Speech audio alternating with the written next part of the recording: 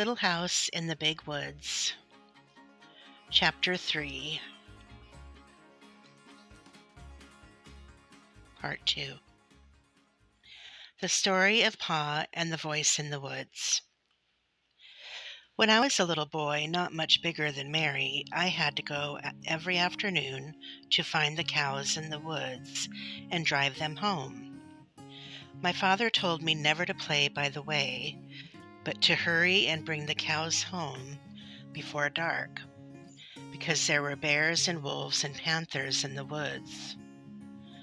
One day I started earlier than usual, so I thought I did not need to hurry. There were so many things to see in the woods that I forgot that dark was coming.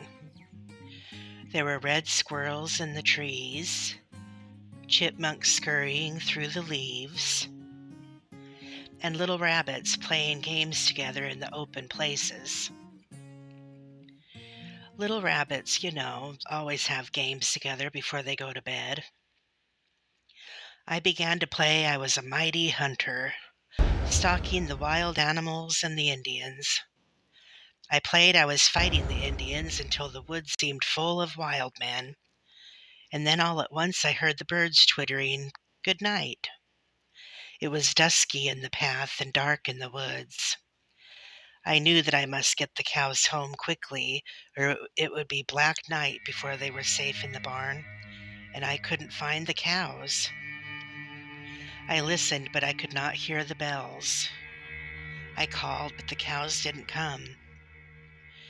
I was afraid of the dark and the wild beasts, but I dared not go home to my father without the cows. So I ran through the woods, hunting and calling. All the time the shadows were getting thicker and darker, and the woods seemed larger, and the trees and the bushes looked strange. I could not find the cows anywhere. I climbed up hills, looking for them and calling, and I went down into dark ravines, calling and looking. I stopped and listened for the cowbells, and there was not a sound but the rustling of leaves. Then I heard loud breathing and thought a panther was there in the dark behind me, but it was only my own breathing. My bare legs were scratched up by the briars, and when I ran through the bushes, their branches struck me. But I kept on, looking and calling, "Suki! Suki! Suki! Suki!"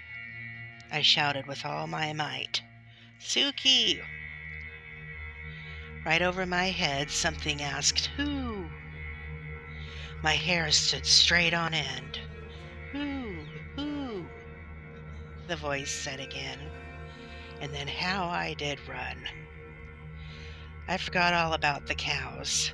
All I wanted was to get out of the dark woods, to get home. That thing in the dark came after me and called again, "Who?" I ran with all my might. I ran till I couldn't breathe, and still I kept on running.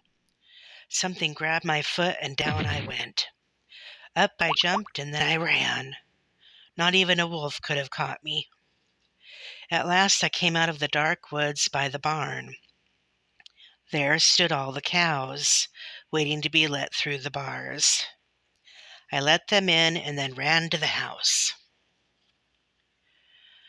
My father looked up and said, "Young man, what makes you so late?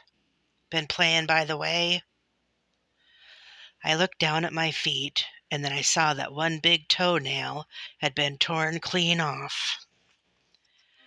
I had been so scared that I had not felt it hurt until that minute.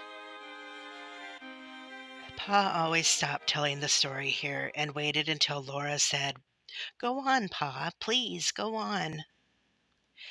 "Well," Pa said, "then your grandpa went out into the yard and cut out a stout switch, and he came back into the house and gave me a good thrashing, so that I would remember to mind him after that.